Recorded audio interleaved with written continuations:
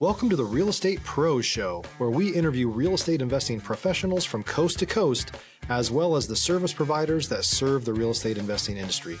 Our goal is simple: share what's working now to help you improve and scale your business to the next level and meet the pros that can help you get there.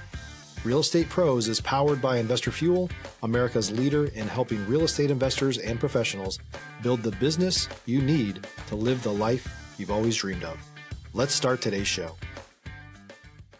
Property insurance for real estate investors doesn't have to be difficult, but it does need to be there to protect you when you need it. MyInvestorInsurance.com not only provides insurance at 15 to 30% cheaper than traditional agencies, it's built specifically for real estate investors like you. You can set up an account in about 2 minutes, get quotes on properties, turn on and turn off insurance for your fix and flip or rental properties in around 2 minutes without having to talk to anyone directly, all through our portal. There's no better way or faster way to make sure you've got the coverage you need to protect you, and no more lengthy policies either. Once you're set up, you're billed monthly and prorated by the day for however long your policy is active. It's powered by MSI, the third largest independent MGA, with 1.5 million customers and more than $1 billion in cumulative premiums written. Get set up today in about 2 minutes at myinvestorinsurance.com/fuel. Hey folks, welcome back to the show. Today's guest is the CEO of multiple businesses and brands with experience managing remote teams worldwide and building powerful lead generation systems. With over 50 million in assets under management, she focuses on making real estate investing simple and stress-free through residential acquisitions and dispositions. Please welcome Dani Robison. Dani, welcome to the show. Thank you so much, Dylan. Great to be here. I always like to start off at the top by asking folks how they got into the real estate space. Absolutely. So it's a funny story about how my husband and I met, but I'm going to fast forward all the way to the point where we got into real estate. After college in Florida and working at Disney and getting on cruise ships, as musicians, we got into the art world and then maneuvered into traveling around and doing art auctions, fine art auctions like Picasso, Dali, Chagall across the United States. And during that time, we had been traveling on cruise ships for 10 years. And so we really wanted to settle down and just find something new that we just really loved. And so I said I would be the one to explore different ideas and different career paths. So as he continued into doing the fine art auctions across the US, I went and explored 3 different industries that I thought might be interesting and I might like. And the third one, of course, was real estate. And that's where I fell in love. That was in 2008, started off as a realtor. 8 months later, and one deal, decided I didn't want to be a realtor anymore, dealing with unreasonable sellers, dealing with buyers who want you to leave lunch to go show houses was not my cup of tea. So I found a mentor where we were living, which is in Austin, Texas at the time, and learned 12 different ways to buy and sell real estate. And that is when my real estate investing career began. So talk about being creative and prototyping a life out for yourself. You said, let me try couple different paths. Third one stuck. What were the first 2? The first 2 were financial services. And then the second one was the mortgage industry. And somewhere in there, somehow I got tied into mergers and acquisitions too. I think in the mortgage industry, I was just learning about businesses and buying and selling businesses. And I thought, ooh, I like M&A. Let me just test it out. Didn't like that either. So at that, I want to tap into the kind of the headspace and the mindset that you're at while you're going through this. Because it wasn't like you set out, step one was real. I mean, if you knew it was going to be real estate, it would have been the first thing, right? So yes. Going through it and then you land on real estate, was your mindset like, hey, I know this is going to work because these other 2 weren't, so this is for sure going to work? Or was it a little bit more like, let's try this out? Yeah. Well, I chose the 3 going into it. I said, let me try 3 different things. And one of them, I hope to hit, and I'll give each one 1 year. To give it a fair chance, because when you start something, you're not good at it. And so you got to get really good at it to start gaining traction. And so the reason the real estate stuck and I didn't start figuring out a 4th idea was because it was fun. And I'm a big believer that whatever brings you joy is where you follow that path. Because anything that brings you joy means you get up excited all the time and you're always wanting to learn and obsess about getting better. Being happy in life is not always easy because you have the roller coaster of life itself. So it's really great when you love what you do. Stop living on an island and join the #1 mastermind in America for professional real estate investors. Investor Fuel is a community of hundreds of the nation's top investors working together to build stronger businesses and better lives. In addition to the amazing community of real estate investors acting as a board of advisors for one another, Investor Fuel members have access to 100% funding on purchase and repairs for our members only, a health insurance program, and benefits and discounts that more than pays for the membership of most of our members, meaning it's actually costing you money to not be a member of Investor Fuel. If you're looking to scale your business and build a business that allows you to live the life of your dreams, please visit investorfuel.com today and book a call with our team. Let's talk about that, because I am also super passionate about the investment side of real estate. I'm currently involved in the distress space. So people that have, airship or dilapidated homes, or just all different financial, emotional distress, something that could lead to a home being in disrepair. Where other people might see that as an eyesore, I see that as an opportunity to not just problem solve, but also investment vehicle as well. And I love that. I love going into homes where it may be falling apart and seeing, is there some value here? What was it about real estate in the investment side of things where you said, okay, this is really interesting? Yeah. So for me, it was about money. I know money is a taboo topic for a lot of people, and people don't always want to admit that they're in something for money, but I was. Real estate, I thought, was a way I was going to be able to learn how to build wealth and make money. And I wanted to make a lot of money, not just for me, but for, my family, to be able to give back. Like, I just have always been a big thinker, and there's peace of mind that comes with money. There is the ability to do more with more money. And I know a lot of people don't think that that's like maybe the servant way to do things, but I just believe if I've got $10 million instead of $100,000, I can do a whole lot more for the things that I care about. And so I'm going to focus on money and making money so I can do bigger and greater things. I couldn't agree anymore. Yeah. So that's really what real estate was for me. It not only brought me joy, but I thought that was a path to wealth. And the way we got started, because I learned the 12 ways to buy and sell real estate, and it was in 2008. It was the subject to wraps assignments that was the key strategy to success during that time frame. So it was really, really nice and fulfilling to be able to help people and make money at the same time. So wow. I don't know that if it was something that didn't fulfill me on the heart level, I don't know if I would have kept it going for money and money alone. But that absolutely was a part of it. And I think the two combined is where I really fell in love. It's such an amazing industry to be a part of when you see it from that perspective. It really, really is. Mm-hmm. Because everyone needs a place to stay. And these are rather tricky. I mean, you talk about subject to wraps, like how many realtors go into that, right? And so as someone myself who has some level of familiarity with it, although I haven't done a deal, a subject to wrap, as soon as we start talking about this, I like the lingo. I can go down so many different rabbit holes talking about this, but I want to pivot a bit and ask you about the growth during those first couple of years. Was it a lot of single-family residential? I know now you operate 9 businesses vertically integrated. What were the first couple of years like for you? Yeah, so I'm glad you asked that question, because the more successful you get, the harder it is to go backwards and remember what it was like when you first started. So I love it when podcast hosts will tap into the very beginning stages, because where I am now, it speaks to a totally different crowd of people who are building their businesses and scaling and are taking the lessons that I've learned of growing the 9 to adapt them to what they're doing. But it doesn't help the beginning investor at all. Like, it's a totally different, it's not even relevant. So back then, it was tough as nails. The reason that we succeeded is we have a never give up attitude. We refuse to quit. We refuse to lose.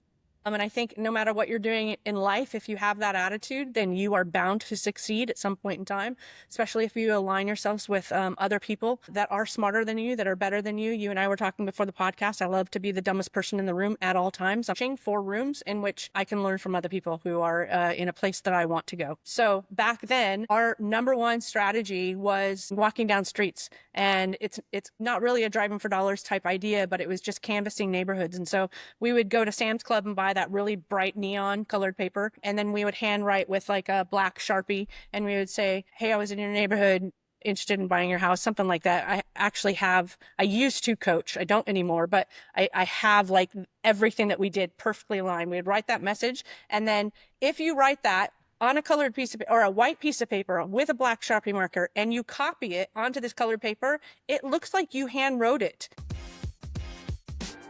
If you're looking for consistent, high-quality leads, look no further than Investor Machine. Investor Machine isn't just another agency. It's the most sophisticated, data-driven lead generation company on the planet for real estate investors, and serves the role of being not just a lead generator for your business, but a marketing partner that is helping you achieve your goals along the way. Go to investormachine.com to learn more and schedule a call with our team today.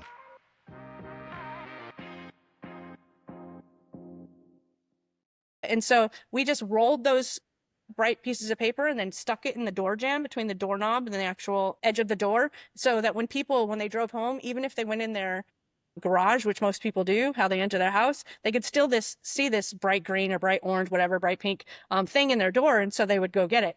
And so it would have this message. And that was our number one technique for buying houses back then. And there would be times where people would even stop us on the street and ask us what we were doing. And so I would tell them it's a raising values campaign. I said, you see these houses in your area that are, abandoned or not selling and they're distressed, it brings your values down. And so we want to come in, we want to repair them, we want to fix them up and then sell them or rent them, just depending on what the strategy may be. Do you know of anybody? And then we'd have people literally saying, go call this guy, Oh, this lady just went to the hospital.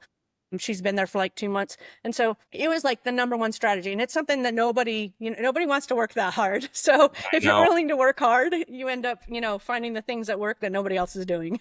I mean, that's where I'm at. I was talking with my broker about, can I wholesale? And basically the answer is kind of no. You can't really, at least the broker that I have right now. And so I was thinking, well, what are my next steps? And then thinking about what I was doing before I was an agent, which was, calling the foreclosures, knocking the foreclosures, calling and knocking the foreclosures, getting their opt-in and then texting them. So now it's 3 different ways that I'm getting a hold of them. And then I'm sending mailers out to them. And so it's really like a contact sport. But I want to ask you, Dani, about going from there to then 9 businesses vertically integrated. What are the businesses and what was maybe the first couple that you vertically integrated? Yeah. So the reason we vertically integrated is because we started doing turnkey real estate. So like I said at the very beginning, yes, I was in for money. That was the number one goal. I want to take care of me. I want to take care of my family. I want to do more things in life and give back to others. And real estate was the vehicle in which I knew I could do it. But it was the part or I was helping other people, that was it both had to come together. It's the 2 coming together was the magic of it. So turnkey real estate was that. The more I understood how to build wealth through real estate, turnkey real estate was me buying properties, rehabbing them, putting them under management, and then selling them to maybe a doctor or a lawyer or an entrepreneur or business owner. It's just somebody who understood the power of wealth building through real estate, but didn't have the time to do it themselves. So I thought, here it is again. I'm doing something for me that allows me to build my real estate portfolio, allows me to make money, and I get to take other people on the ride with me that don't have the time to do it themselves. And so turnkey real estate was what we got into, which is done for you rental real estate, essentially, for anybody that doesn't know what that is. So that's what we started building. Well, we outsourced everything. We bought from wholesalers. We hired, construction crews. We outsourced property management. We hired agents to list the properties if we were going to go ahead and flip them on the market. And you realize very, very quickly how much control you don't have and how fast you can lose money on deals through the lack of control. And so construction was the first one that I started losing so much money by just, bad crews. We could talk for 2 days on all of the horror stories I've had with contractors. So we brought in Bulldog Renovations, was our renovation company. That was the very first one. Then property management, we outsourced to 5 other management companies. So much fraud, so much mismanagement, so many money issues. It was bad, so we brought that in-house. There was a point in time when we brought property management in-house, we brought our retail brokerage in-house so that we could have both of them working together. We could list properties ourselves. Then the wholesalers dried up on all their deals, so we were like, crap, we don't have any deals. And so we went and just built an acquisitions company, and that acquisitions company would go and find the properties and wholesale it to my other company, and then we'd put it through renovations, then management and stuff like that. So that's how the vertical integrate came, is out of pain and the desire to build. And once you have all of that vertically integrated and you can control all the pieces of the puzzle. Then it's just a matter of management of the people and making sure that you're doing a good job in all of those pieces, which is another pain process that we could talk for hours and hours and days on. So Now, after that, were these businesses also separate in the fact that, you talk about acquisitions and finding deals, was the wholesale arm also finding deals and then assigning them to third parties, or was it just to your integration? If you're a new or newer real estate investor looking to launch or grow your real estate investing business, please check out Investor Fuel Club. It's a coaching community, but unlike anything you've ever seen before. And you can actually partner with members of our mastermind from coast to coast on deals right in your market. There's no better opportunity to build a consistent business than to literally partner with pros to help you avoid costly mistakes, avoid the need for capital to do deals, and help you eliminate your fears as you're starting your business. Learn more about Investor Fuel Club at investorfuel.com/club. Great question. It was just to us. So the purpose was for us. And so we had different companies for legal asset protection reasons, for liability reasons. So the acquisition company actually found houses to sell to us eventually. And now we've turned it into a wholesaling company. So that is still our wholesaling arm. National Houses is that company now, and we are expanding nationally. I think we're on 12 states now, but that's pure wholesaling because we stopped doing turnkey because company number 6 ended up being a fund and syndication company. I bought our first apartment complex. It was a 56 unit apartment complex. Long story, really great story. Drugs, Thugs and Bugs is the name of that one. And we fell in love with apartment complexes. So we have dialed back doing residential, and now we do bigger things. We have a fund and syndication company which does multifamily, senior housing, build to rent, self-storage, and we're really, really growing that company now. I could probably talk to you at length, probably fill up 3 podcasts with some of the granular strategy about wholesaling, with some of the granular strategy about managing crews. I'm bilingual, Spanish and English, so I put increased attention into learning Spanish because I realized this is going to benefit me in real estate in so many capacities, and working with contractors is one example of that. And then also the arm of how to do this while also being a real estate agent, right? And so how do these intersect, and the granular, and then some of the creative deals, like you talked about, subject to Wrapped. I could go down each one, but we are actually coming up on time here, Dani. Where can folks go if they'd like to learn more about your business and businesses, or reach out to you? Yeah, so freedomfamilyinvestments.com is our main company right now. We have 4 that we're really ramping up, but if you want to get to know me and what we're doing right now, Freedom Family Investments. But you can also go to chatwithfreedom.com, takes you to the same website, but that's how you can get to know us better. Dani, thank you so much for coming on the show here today. Absolutely. Thank you for having me, Dylan.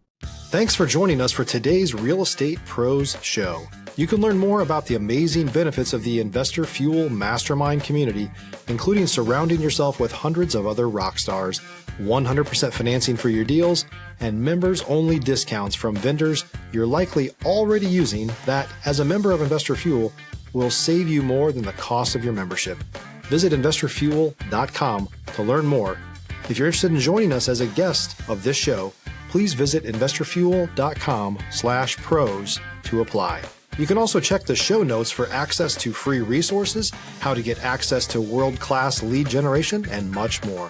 Don't forget to subscribe so you never miss another episode. Have a great day. We'll see you on the next show.